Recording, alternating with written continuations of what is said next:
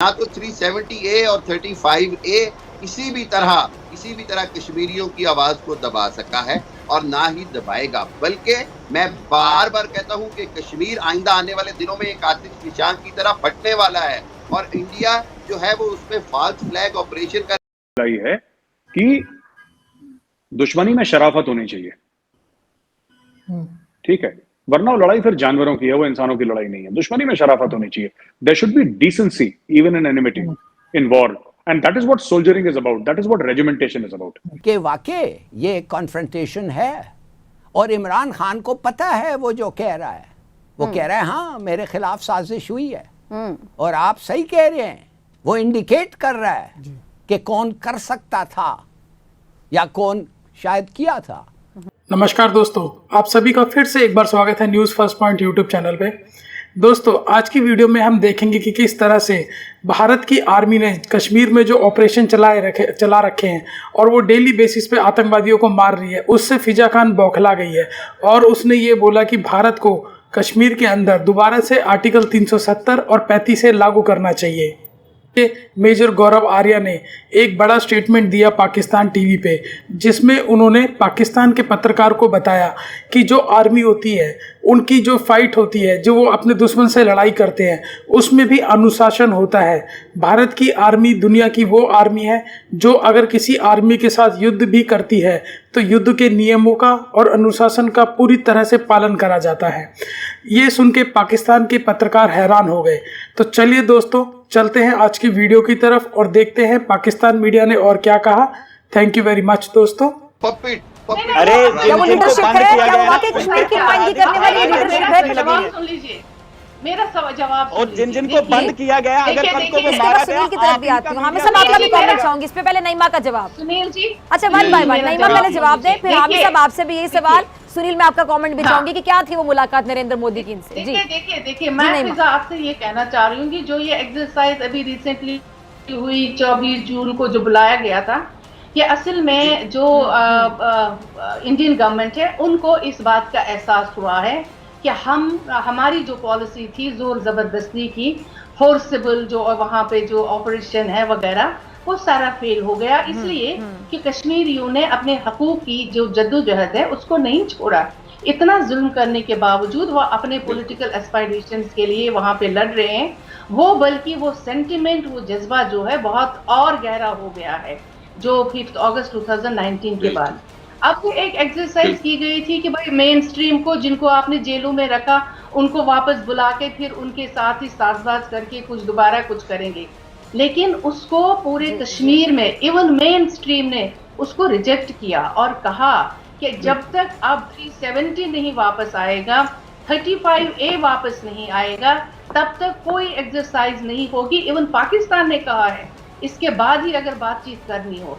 तो मुझे लगता है ये सारी एक्सरसाइजेज जो एक्सपेरिमेंट्स हो रहे हैं ये करने दीजिए, लेकिन आपको लग रहा है कश्मीर में वही सूरत हाल है जो इन्होंने शुरू की है और जो कंट्रोल करने की कोशिश की जा रही है, डेमोग्राफी चेंज करने की कोशिश की जा रही है, डिलिमिटेशन लेके ला रहे हैं।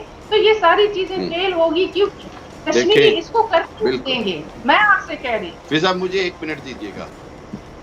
जी बिल्कुल, मैं नईमा की बात से पूरी तरह मुत्तफिक हूँ, मैम की बात से। और मैं ये कहता हूँ कि ये डिलिमिटेशन करके सोचते हैं कि जम्मू की सीटें बढ़ा के ये कश्मीर की डेमोग्राफी चेंज कर देंगे, कश्मीर का नाम बदलने के प्लान किए जाते हैं। ये किस अहमकों की जन्नत में रह रहे हैं। ना तो 370A और 35A किसी भी तरह कश्मीरियों की आवाज को दबा सका है और ना ही दबाएगा। बल्कि मैं बार बार कहता हूं कि कश्मीर आइंदा आने वाले दिनों में एक आतिश निशान की तरह फटने वाला है और इंडिया जो है वो उसमें फॉल्स फ्लैग ऑपरेशन करके पाकिस्तान को इन्वॉल्व करने की कोशिश करेगा। उसकी हमाकत है, क्योंकि कश्मीरी खुद अपनी आज़ादी की जंग लड़ रहे हैं, कश्मीरी खुद तैयार हैं। और ये जो ऑल पार्टीज कॉन्फ्रेंस के नाम के ऊपर इंडियन अवाम को और पब्लिक को, जनता को धोखा देने की कोशिश की गई है। जनता भी जानती है, कश्मीरी भी जानता है, सेना भी जानती है कि ये सब एक ड्रामा था और फ्लॉप हुआ। और जब तक 370 और 35A वापस नहीं होता, उस यंग ऑफिसर को जिसने इतनी बहादुरी दिखाई थी, उसके नाम का एक जिसको कहते हैं कि साइटेशन तो नहीं कहूंगा मैं उसको, because citation is a formal thing, but उसका पूरा जो उस यंग मैन ने कितनी बहादुरी के साथ लड़ाई लड़ी थी। दुश्मन था हमारा, लेकिन दुश्मन ने बहादुरी से लड़ाई लड़ी थी। देखिए, आपको मानना पड़ेगा, हम ये नहीं कह सकते कि कैप्टन कर्नल शेर खान बुज़दिल था, हम ये नहीं कह सकते। उसका नाम शेर खान था और शेर की तरह लड़ा भी है वो। और उसको जो निशाने हैदर मिला है, जो आपका पाकिस्तान का सबसे ऊंचा बहादुरी का तमगा है, उसको एक इंडियन आर्मी के ब्रिगेडियर के रिकमेंडेशन पे, आप उसको साइटेशन कह लीजिए, आप उसको रिकमेंडेशन कह लीजिए, वो उनके उस पे मिला है। और वो जो ब्रिगेडियर थे, उनका नाम था, वो रिटायर हो गए, मेरा उनसे मिलने का सौभाग्य प्राप्त हुआ मुझे, मैंने उनका इंटरव्यू भी लिया था। उन्होंने पूरी कहानी बताई थी और हमारी मीडिया ने बहुत तफसील से कवर करी थी। उन्होंने कागज में लिखा और कैप्टन कर्नल शेर खान की जेब में वो कागज डाला है। ठीक है, अगर आप यूट्यूब में जाएंगे तो कैप्टन कर्नल शेर खान के फादर का, उनके वालिद साहब का इंटरव्यू है, और उनके वालिद साहब ने ये बात कही है कि हाँ, हमारे दुश्मन ने ये करा था। तो कहने की बात यह है कि जो पाकिस्तानी फौजी सही कह रहा है वो सही कह रहा है, जो बहादुर है वो बहादुर है। इसमें मेरे कहने से कि कैप्टन कर्नल शेर खान बुज़दिल था तो वो बुज़दिल थोड़ा ना हो जाएगा। अगर वो बहादुर था तो बहादुर था, मतलब उसमें I can not change the facts, these are historical facts. तो कोई दोस्ती नहीं है। अगर दोस्ती होती तो कर्नल शेर खान हमारे ऊपर अटैक नहीं करता, और हमारी तरफ से दोस्ती होती तो हम उसकी जान बख्श देते।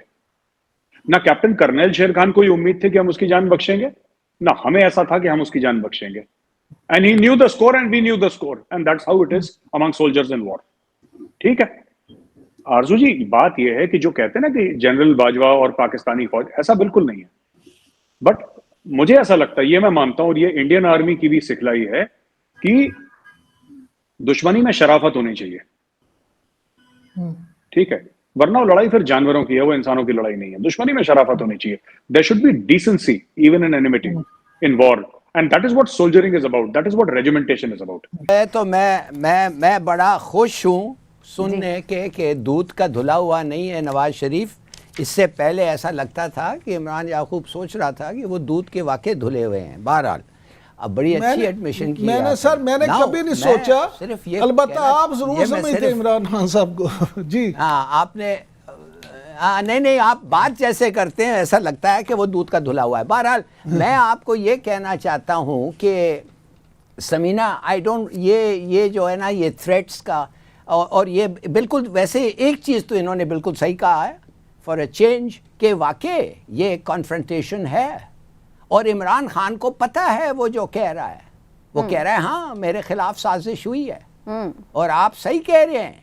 वो इंडिकेट कर रहा है कि कौन कर सकता था या कौन शायद किया था। वो समझता है इसके कॉन्सिक्वेंसेस क्या है, मगर फिर भी वो कह रहा है yes he is ready, he is ready.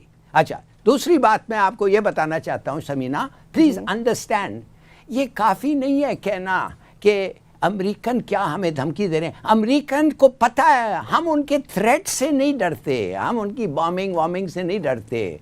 हमारी मईशत जो है वो तबाह हो जाएगी अगर उन्होंने वाकई वो चीज़ें किए जो वो कर सकते हैं। सैंक्शंस अगर लगाएं, IMF का प्रोग्राम अगर ख़त्म कर दें, तो इसलिए वो अप कर रहे हैं एंटी। वो कह रहे हैं ये काफ़ी, इन लोगों का इतनी डिपेंडेंसी हो गई है हमारे गुडविल पे और सऊदी पैसे पे और UAE पैसे पे और कुवैती पैसे पे कि हम, ये वक्त है कि हम इनको स्क्वीज करें, और कम से कम हम उनसे बेसिस के ऊपर अगर ये नहीं देते हैं उससे भी कुछ निकालें।